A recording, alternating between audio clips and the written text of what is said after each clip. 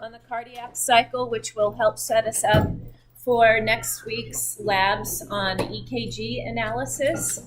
I'm going to walk through one cardiac cycle and then explain some new terminology to you.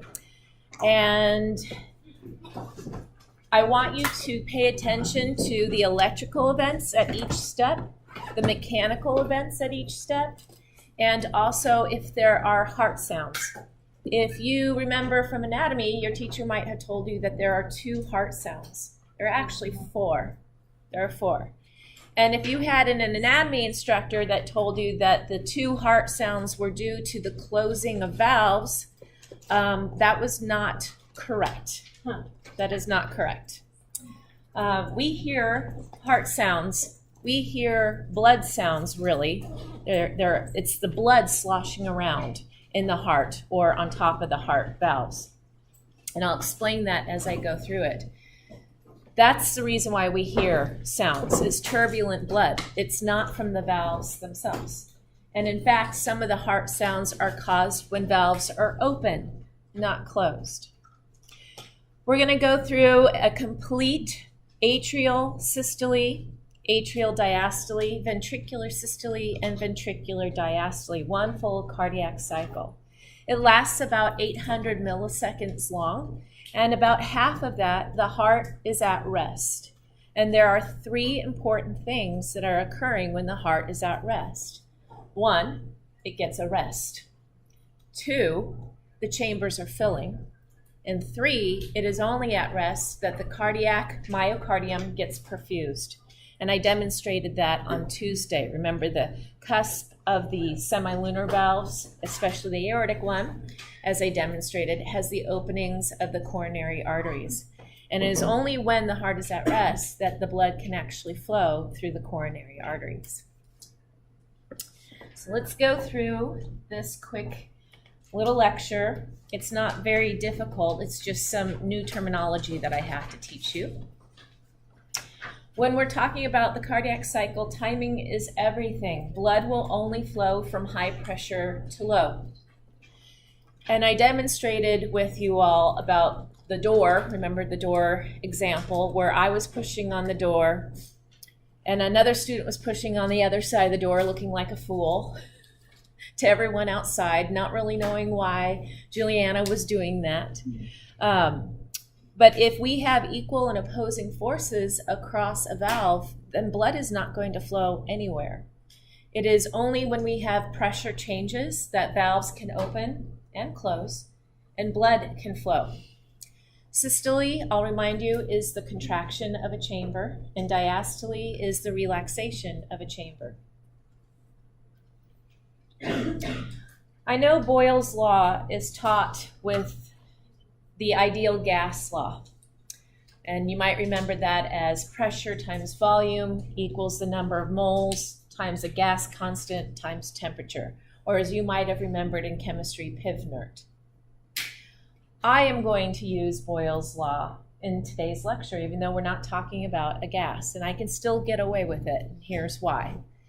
Boyle's law states that pressure and volume are inversely related.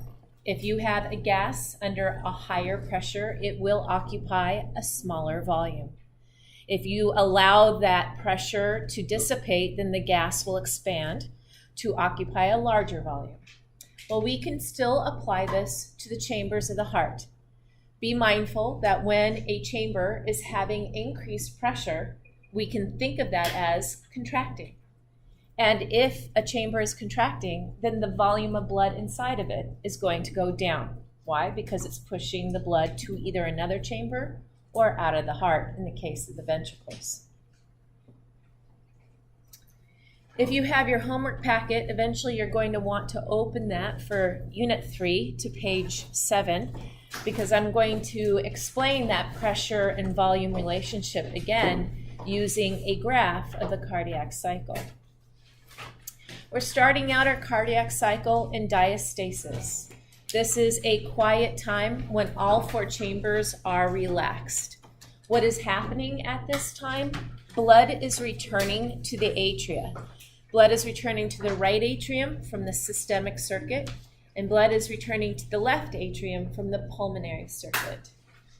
As that blood returns, the weight of that blood on top of the atrioventricular valves, the AV valves, that weight of the blood opens them. They're like a trap door.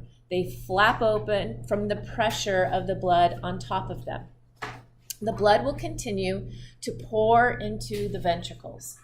At this point, you're going to hear a heart sound 3. Now, I'm sure your anatomy instructors did not tell you about heart sound 3. I can liken it to this. If I were to open my water bottle and dump my tea on the floor, would you hear it? Why? Sound of it hitting. It's turbulent flow. That's why. So this is heart sound 3. The blood pouring into the chamber, just like it would make sounds if you were pouring a soda into a cup. 80% of the ventricle is going to fill during this quiet time. This is called passive filling.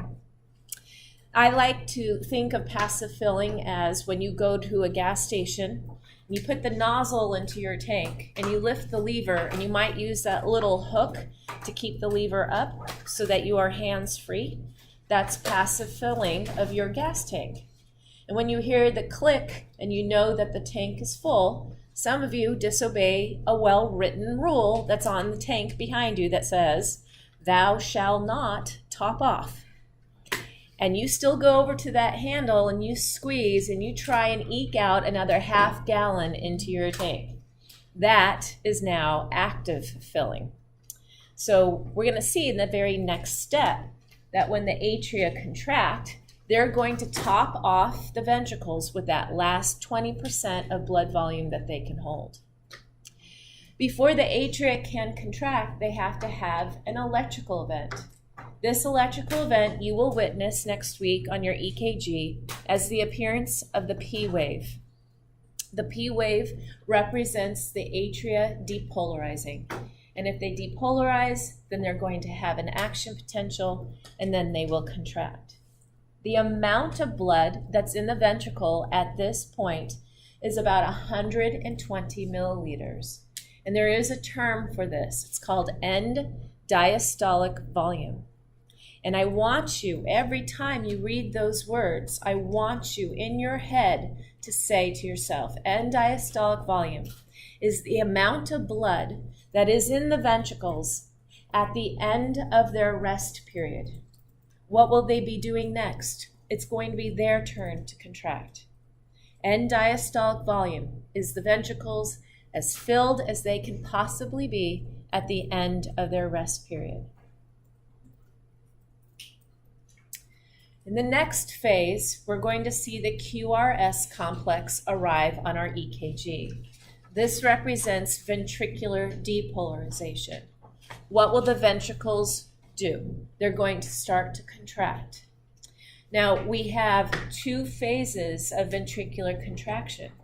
We have first the apex being pulled up superiorly, and then we have the lateral ventricular walls that will squeeze in the blood inside.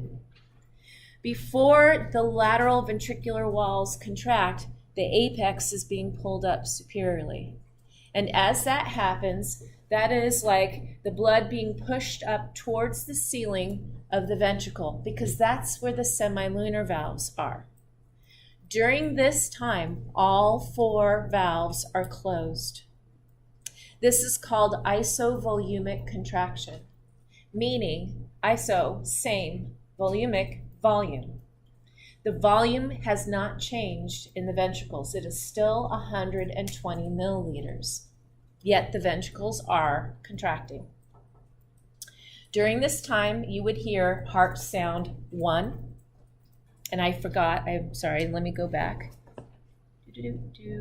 I forgot to tell you that when the atria contract and top off that last 20%, you would hear another heart sound. You would hear heart sound 4. Forgot to mention that. Going back to isovolumic contraction, as the blood is being raised superiorly, the blood, again, has nowhere to go. the pressure is not great enough yet to open the semilunar valves. During this time, the blood is reverberating around inside the ventricular chambers. It's a lot like this. Can you hear that? So I'm not losing volume. There's no change in the volume of my T, but there's turbulent flow of the T inside my chamber. So this would be heart sound 1. And I suspect your anatomy instructors told you heart sound 1 was caused by the closing of the atrioventricular valves, the AV valves. It's not the valve itself making the sound. The closing of that valve was a result of the blood being pushed up superiorly, but the sound is from the blood shaking around in the ventricle. Heart sounds are not just made from closed valves. I just showed you heart sound 3 and 4 resulted from valves being open and blood flowing into the ventricle. It's turbulent blood that causes the sound, not the valves themselves. Okay, what else can we say about this? So again, no ejection. The electrical event that we see at this point is the QRS complex, and next week and the following week, we will take considerable amounts of time to analyze EKGs. When you get your tracings completed, you're going to want to bring them with you every day of class because we're going to just be doing a lot of lab work. In the next moment, the lateral ventricular walls are now going to contract. And with this increased pressure, we now have enough pressure difference such that the ventricles now have more pressure than the blood pressure that's already out in the pulmonary trunk, in the case of the right side of the heart, or in the aorta, in the case of the left side of the heart. And now blood is ejected. The amount of blood ejected per beat is called stroke volume. And the amount of blood that's ejected, typically when you are at rest, is about 70 milliliters. We can divide the stroke volume by how much blood we originally had in the ventricle, EDV, end diastolic volume. And this gives us an ejection fraction of approximately 60%. So now the amount of blood that's left over inside the ventricle is called end systolic volume. It's the volume of blood in the ventricles remaining at the end of their systole. And that's going to be about 50 milliliters. 120 minus 70 leaves us 50. Now, the electrical event that you're going to see on your EKG will be a T wave. This represents ventricular repolarization. The mechanical event that will result from that will be ventricular relaxation. As the ventricles start to slowly relax, the blood that was ejected starts to temporarily regurgitate. That means flow backwards. As the blood temporarily flows backwards, it will fill the cusps of the semilunar valves, closing the valves. And the blood is now going to be swirling around on top of those closed valves, creating a sound. That is heart sound number 2. At this time, all 4 valves are again closed. This is now called isovolumic relaxation. Now the ventricles relax enough such that the blood pressure in the atria is now higher than the pressure in the ventricle, and the AV valves open once again, and we start to see again passive filling, or heart sound 3, as I explained earlier. That was one cardiac cycle. And if you have your homework packet, now is the time to turn to page 7.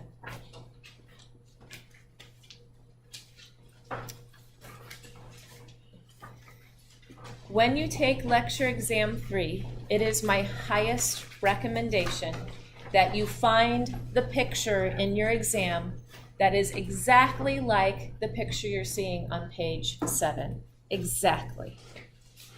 That picture on page 7 is an incomplete picture of this cardiac cycle diagram. A lot of students refer to it as the beast. Well, fine. I say tame the beast. This can be your best friend on lecture exam 3. In color, we see the following lines. In red, we see a pressure curve. In blue, we see volume changes. In brown, we see the EKG, the electrical event. And down here in red, we see the 4 heart sounds that I have taught you. If you look at your homework packet, you will see that these vertical lines are lettered. The first 2 closely parallel lines are labeled A and B.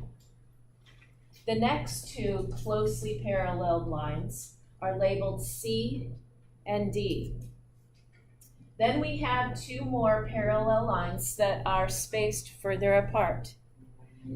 Which one is letter E? It's the second one. I labeled this one letter E because it pretty much almost perfectly bisects into the P wave. Those 5 letters are the same 5 letters that you are familiar with on your Scantron forms. And I'm going to ask you questions about these events labeled A, B, C, D, and E. If you're reading your homework packet, it states that if I ask for an instant, you give me 1 letter. If I ask for an interval, you're going to give me at least 2 letters. So it's going to require more than 1 letter. In your homework packet, you see that I have given you the volume curve. When you get your exam, I encourage you to fill in the other colored curves on that picture. I would recommend you do that right away because this cardiac cycle diagram can help you in more than one place of your exam, not just this section where I'm asking you for intervals and instants. So I recommend you practice this picture. Keep drawing it over and over, complete with the vertical lines. As you keep practicing that picture, let me point out, you will start to play a game with yourself of, let me see how fast I can draw it and label it. And when you start to do that, you're going to make a very big mistake, and it can cost you a lot of points. Do you see here where they've labeled aortic valve closes, aortic valve opens? When you start to draw this picture and label it, I guarantee you many of you are going to start abbreviating terms. And what are you going to do? Aortic valve, how are you going to abbreviate that? AV. But it's not an AV valve, is it? And now poof, there goes like 10 points. Do not abbreviate this as AV. Abbreviate it as ASLV for aortic semilunar valve. That way you will not confuse the other 2 atrioventricular valves with that term. It's just my opinion, but I see it happen every semester. All right, let's put all of these colored pictures in order because I don't think that they're really displayed in the order that makes sense to us. We know that electrical events must precede mechanical. So let's go through this typical tracing of an EKG. This first mound here is the P wave. It represents atrial depolarization. What will happen to the atria? They are going to start to contract. Before that P wave, we see that the pen was at baseline. No electrical events. What is happening during this time? The heart is in diastasis. This is called the TP segment. And what is happening during diastasis? The heart is resting, blood is flowing through the coronary arteries, but also the chambers are filling. And we see this when we look at the volume curve. That's our 80% passive filling happening right there between letters D and E. When the P wave arrives, we know the atria will contract, and if we look from letter E to letter A, we see our 20% top off happening. Then we see the QRS complex arrive, and we know that means the ventricles will start to contract. During this time, as the pressure starts to build, as shown here with the red line, the blood is moved superiorly, and this closes the AV valves. Between letters A and B, we see that there is no change in blood volume. That is isovolumic contraction. When the pressure is higher in the ventricles than in the aorta, shown here in this example, then the blood will move from the ventricle out into the aorta. Clearly, we're speaking from the perspective of the left ventricle. Then that means the volume in the left ventricle is going to go down. Between letters B and C, that would represent stroke volume, 70 milliliters ejected. Then we're going to see the T wave appear. That's the electrical event that will lead to the ventricles relaxing. The ventricle pressure is going to start to drop. As the pressure drops, the blood that was ejected will momentarily regurgitate backwards, closing the semilunar valve. All four valves are closed once again. Between letters C and D, we see isovolumic relaxation. It's not until the ventricles relax enough that we can start this cycle all over again and see passive filling resulting again. So in brown, we have the electrical events. This will lead to mechanical events, pressure changes. Pressure changes lead to volume changes. And when blood starts moving, because we're having these volume changes, we hear heart sounds. That's the order I think that we should be talking about these lines. Electrical events leading to mechanical, leading to volume changes, and when the blood is moving around, we're going to hear sounds. What is the first question on page 7 that goes with this picture?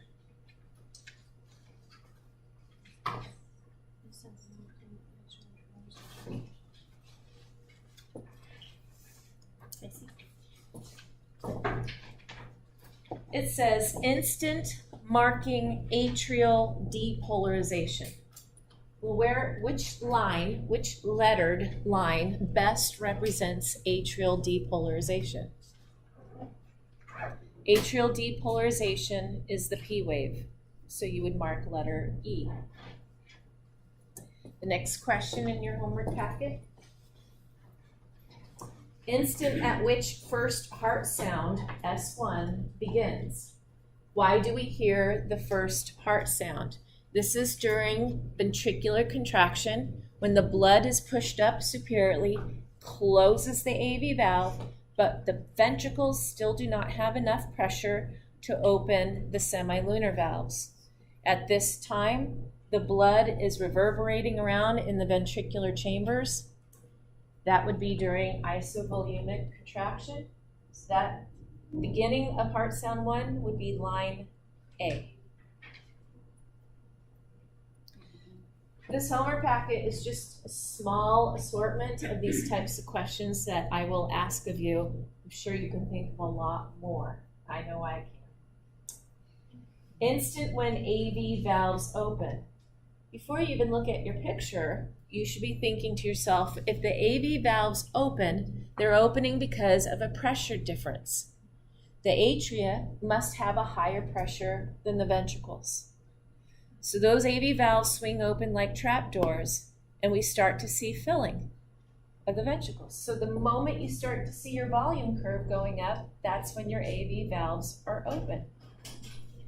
Did I ever explain to you a time in the cardiac cycle when all 4 valves are open? No.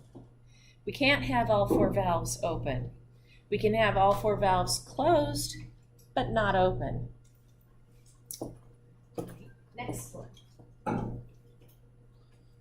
Instant at which ventricular first exceeds aortic pressure. Now, here's another caution for you. During a test, it's easy to get caught up in the moment and you don't read words correctly. Make sure you do not confuse aortic with atrial. That's different. So when the ventricles first exceed aortic pressure, then that means the semilunar valve will open. And if it's open, then that means blood is now going to be moved from the ventricle into the aorta. That means ventricular volume is going to start going down. So the line letter that best shows us that is letter B. That's the moment when ventricular pressure first exceeds aortic. And if you look up here, you see in this dashed line aortic pressure. And at letter B, our red line is just above the dashed line. That's the moment when ventricular pressure first exceeds aortic pressure. Now the next question asks you about an interval.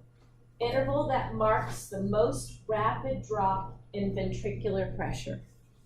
Where do we see the most rapid drop of ventricular pressure? The steepest slope. Now you have to give me 2 letters because it asked for an interval. So where it goes down, CD. That's where we have the most rapid drop. Okay, the next one.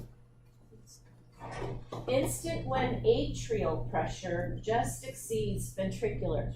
Okay, what does that mean? That means now the blood that has been accumulating in the atria has sufficient weight to open the AV valves. Once they open, we start to see the ventricles filling. So you look at your volume curve, find where it starts to fill, and that's your answer. That's when the atrial pressure first exceeds ventricular. That would be letter D. And then interval of ventricular emptying. Okay, well, where do we see volume going down? It'd be from letter B to letter C. And then the last one, interval of what does it say? Volumic contraction. Well, where do I see my pressure curve starting to go up, yet no change in my volume? It would be A, B. That would be the interval of isovolumic contraction. I can think of many, many more. What interval would you give me for stroke volume?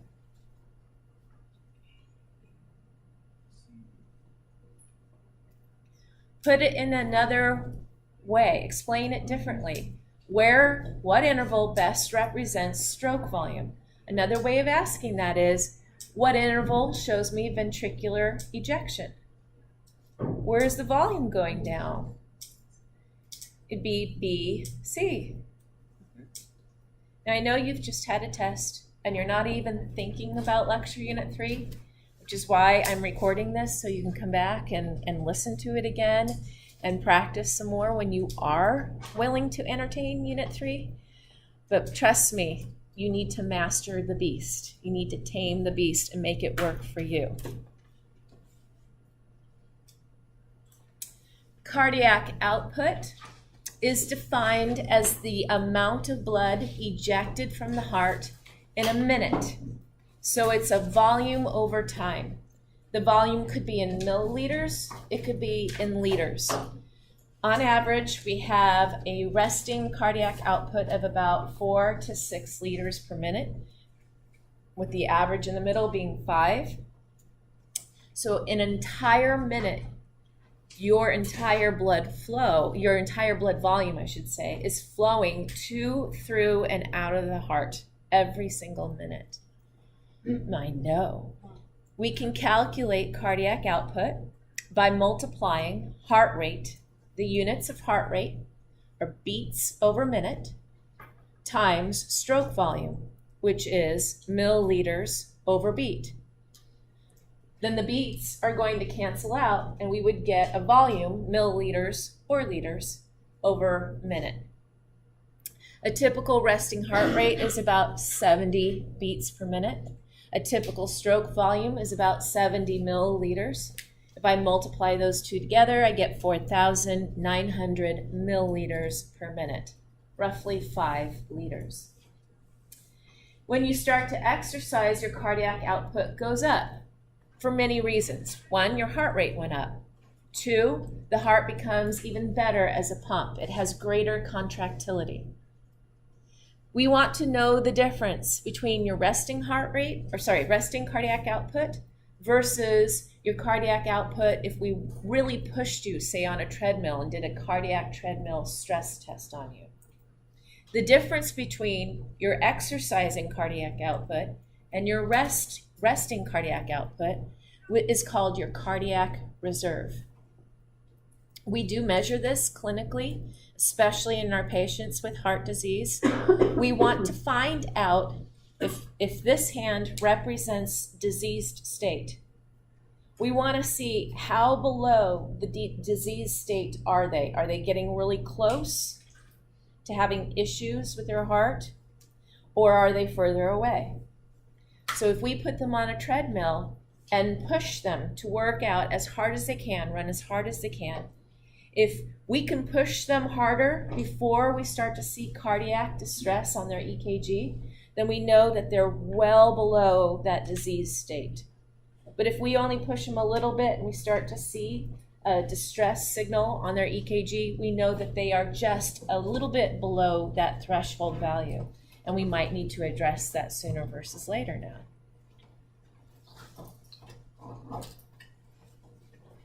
More terms that I have already discussed. End diastolic volume is the volume of blood in the ventricles at the end of their relaxation time. It's 120 milliliters on average. And systolic volume is the amount of blood in the ventricles at the end of their contraction phase. It's about 50 milliliters, and the difference between those is the stroke volume. If I divide stroke volume by the end diastolic volume, we get an ejection fraction of about 60%. And I've already explained this. If we have a resting heart rate of 70 beats per minute times the stroke volume of 70 milliliters per beat, we can calculate cardiac output as being roughly 5 liters per minute. We need to know what can actually influence cardiac output. Well, if we're talking about cardiac output, we need to be worried about stroke volume, because stroke volume times heart rate gives us cardiac output. Well, then what influences stroke volume? Stroke volume is determined by subtracting ESV from EDV. So clearly, then, end diastolic volume and end systolic volume can influence stroke volume. Well, what influences those things then? It's so much fun. Let's talk about end diastolic volume. How much blood is in the ventricles at the end of their relaxation phase depends on, 1, how long were they allowed to relax? The more they relax, the more the blood can return to them. Blood returning to the ventricles, that term is called venous return. So how much time do they get? If more time, then we're going to get more venous return. Are you moving around? Are you breathing? Because the more you move around, the more you favor venous return. Breathing in pulls blood from the abdominal cavity up into the thoracic cavity. When you exhale, it kind of pushes it into the atria. So that's what we call our respiratory pump. Didn't you ever find it a little weird that when you went to PE, maybe your PE instructor said, okay, let's take a deep breath in and exhale, let's get our blood moving. And you thought, how is breathing getting my blood moving? Now you know that's a real thing. It's called your respiratory pump. What about end systolic volume? What influences that? There are three things that are going to influence end systolic volume: the amount of blood left over in the ventricles at the end of their contraction. Let's start with an easy one. Contractility. How hard did the ventricles contract? And what is required for contraction? Calcium. More calcium availability, greater interaction with actin and myosin, more power stroking. Then that means a greater force of contraction. So when you hear contractility, I want you to think calcium availability. What else can influence the stroke volume when we're talking about end systolic volume? I want you to think now of preload. Preload is a fancy way of saying a length-tension relationship. And this is not the first time you've heard of this. We did a physio-X where we lengthened a skeletal muscle. And when we lengthened it too much, we could not have interaction between actin and myosin, and we lost our tension force. So this is the Frank-Starling principle. It is a length-tension relationship, and it states within limits, the more you stretch the muscle, now we're talking cardiac muscle, the more opportunity you provide actin and myosin to now power stroke before they can't go any further. And again, that states within limits. So if I go over here to Sunuri and I say, I want you to hold this. What is she holding? A handle. To what? A slingshot. And I have the pouch. And I have the rock. If I pull it all the way back like this and release it, how much force is that rock going to hit her face? And I would not do this for real, just for the record, it's an example. Normally, I gotta tell you, normally when someone is holding the handle in this demonstration and I start to pull the pouch away, they go like this. And then it's the person behind them that's going to get the rock in their face. But if I only pull it a little bit and then release, it's not going to have as much force, is it? So I want you to think of the ventricles as the slingshot pouch. And if more blood is returning to the ventricles, they start to sag. Think of the slingshot pouch being pulled. More in, greater force out. This is an intrinsic property, the Frank-Starling mechanism, and this is called preload. More preload, more of the pouch pulled away from the slingshot arm. Does that make sense? Now, what about afterload? Afterload is a technical term that really describes the blood pressure that's already ejected from the heart. When blood is ejected into the vessels leading away from the heart, we call those arteries, the blood pushes on the vessels. That's blood pressure. Blood will only flow from high pressure to low. So if the ventricles have to overcome the blood pressure in the arteries outside of the heart, like the pulmonary trunk for the right ventricle and the aorta for the left ventricle, if we can decrease that blood pressure of the blood that's already out of the heart, then the ventricles, stop and think, wouldn't have to work as hard to get the same stroke volume out. You will be doing the physio-X where you are playing with a patient that has heart failure. And during this experiment, you are going to manipulate preload, contractility, and afterload. And you will see in that exercise that we can actually go after all three of these things to help improve a patient's stroke volume. So again, preload, length-tension relationship. contractility, calcium availability.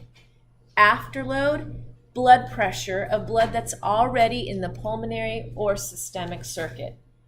How could we reduce afterload in a patient?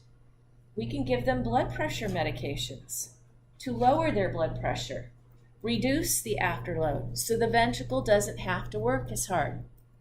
High blood pressure is called the silent killer because most of the time you don't feel how high your blood pressure is.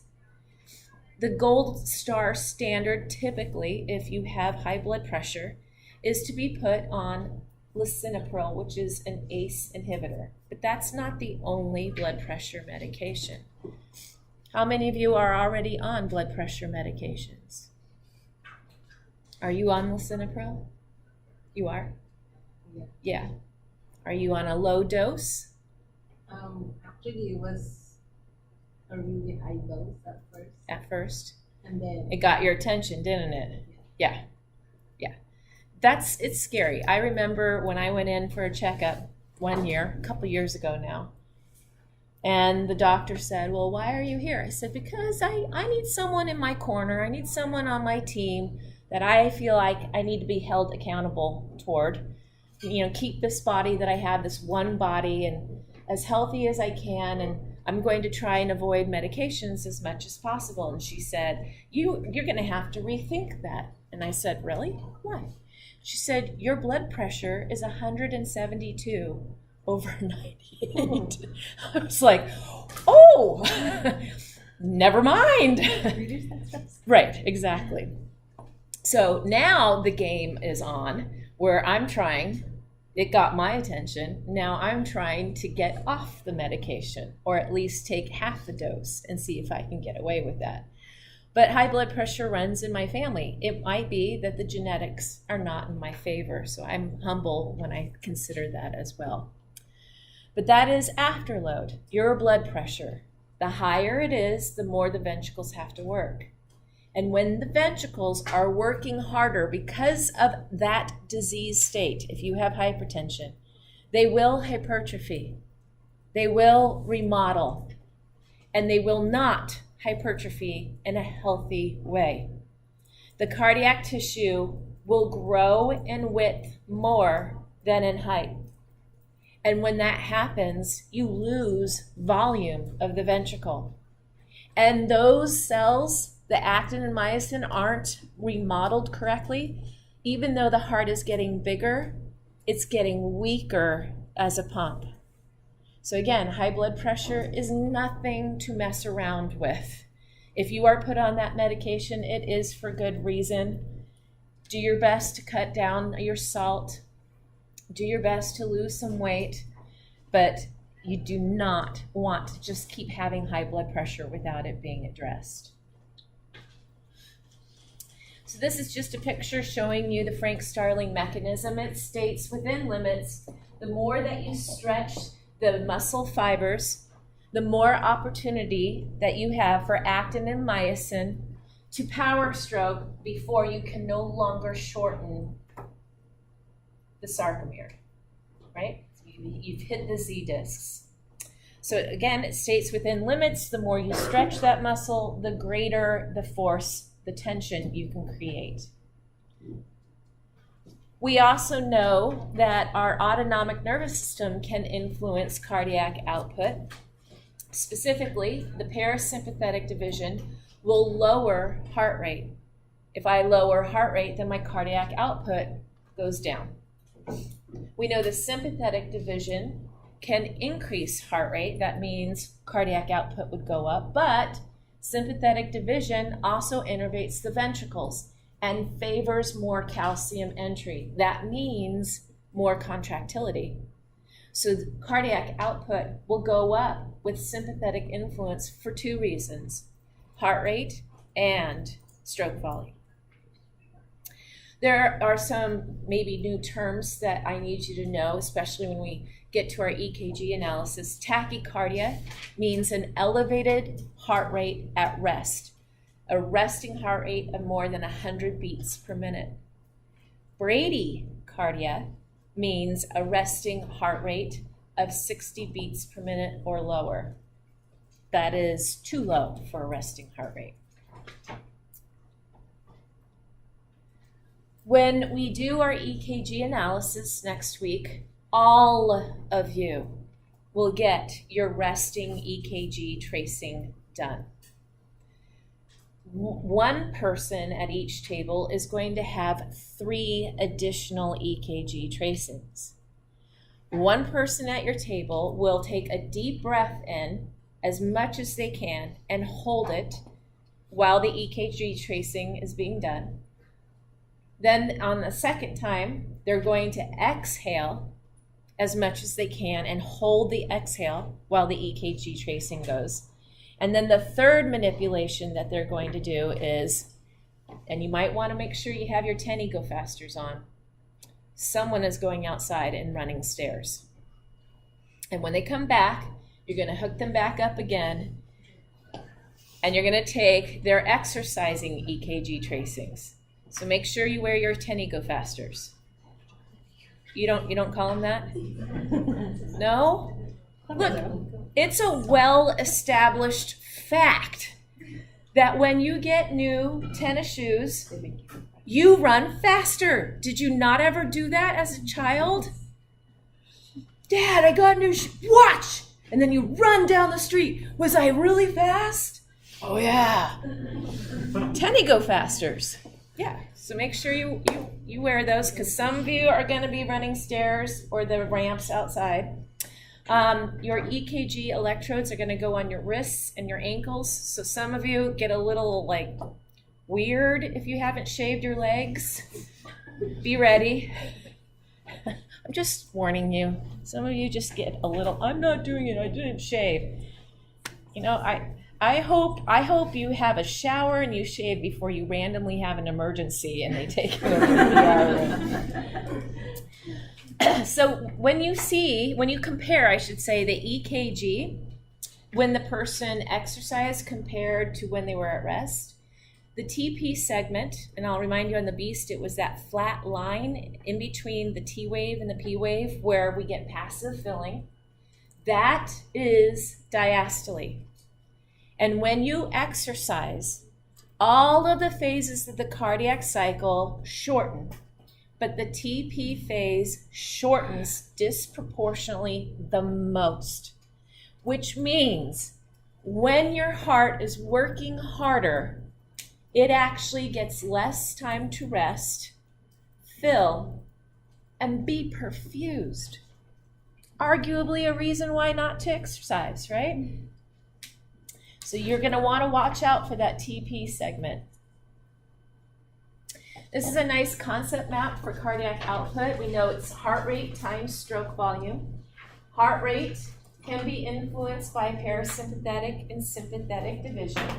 But notice sympathetic division can also influence stroke volume by favoring more calcium entry. That's contractility.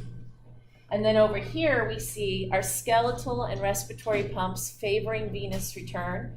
More venous return means we have more preload, that length-tension relationship, the slingshot analogy, more in, more out. All of those influence cardiac output. We get to be tested on these again? Yes, we do. Unit 3, they come back. Oh, happy days. Because if you mess them up today, you get to try again in the next test. We know atropine blocks muscarinic acetylcholine receptors. This means we're blocking parasympathetic and indirectly giving more control to sympathetic, which means we're going to see an increase in chronotropy and an increase in inotropy. Remember the plus terms that I explained to you on Tuesday. Pilocarpine stimulates muscarinic acetylcholine receptors, favoring more control towards the parasympathetic side, which means heart rate drops, negative chronotropy, but little to no influence on inotropy. Propranolol, we know, is a beta blocker. And if we're blocking the beta-1 receptor on the heart specifically, we're going to see decreased heart rate and decreased force of contraction because we're blocking the contractility influence of the sympathetic division. But I'd like to tell you a new drug, digitalis, digoxin, digitoxin. These are all from the same kind of drug class. They have different half-lives. Digitalis specifically is derived from this beautiful flower that usually blooms in the springtime called the foxglove plant. If you have this plant in your yard, do not chew on it. Do not let your children chew on it. Do not let your dog or cat chew on it. Sometimes people, dogs, cats eat plants, right? This can be lethal. Digitalis is the only known cardiac glycoside that decreases heart rate and increases the force of contraction. So it leads to a negative chronotropy, positive inotropy. The reason why we have different formulas of it with different half-lives is because it's very easy for a patient to overdose on this medication. And here's the reason why. It can be lethal if it's not monitored correctly. Digitalis blocks the sodium-potassium ATPase. That's nothing to muck around with lightly. If I block the sodium-potassium ATPase, then that means less sodium gets kicked out. Then that means more sodium accumulates in the cardiocyte. And I'll remind you from Tuesday, the cardiocytes, especially the contractile cells I pointed out, have this sodium-calcium exchanger, where sodium is allowed to diffuse into the cell and the calcium is kicked out and is stored in the T-tubule. Remember, they had an extracellular calcium source. Well, if I'm blocking the ATPase, then sodium accumulates in the cell. Then less sodium can diffuse into the cell. Then that means less calcium goes out of the cell. That means more calcium is now free in the cytoplasm, and we know more calcium means increased contractility. So this drug causes an increase in the force of contraction. This leads to a greater stroke volume, and your brain picks up on that. You're going to learn about the baroreceptor reflex arc. When the brain detects that there's a better stroke volume, the brain will send a message back down to the heart that basically says, if it could talk, "What a good little pump you're being. We only need a cardiac output of 5 liters per minute. So because you're doing so good with that stroke volume, why don't you take a longer rest between beats?" Look, I'll explain it this way. Let's say a person has a stroke volume of 4 and a heart rate of 5. Multiply those together and you get a cardiac output of 20, right? I'm just using a simple example. But if my stroke volume goes up to 5, then my heart rate can go down to 4, and I still get a cardiac output of 20, don't I? So if my heart gets better as a pump and a better stroke volume, then the brain tells the heart, take a longer break between beats because you're awesome with that stroke volume. And that is the benefit of doing cardiovascular exercise.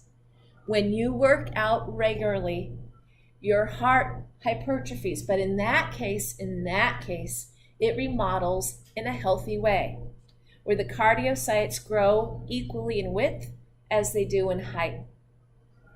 And that means your ventricles now are so good and powerful with that contractility, and they get a good stroke volume.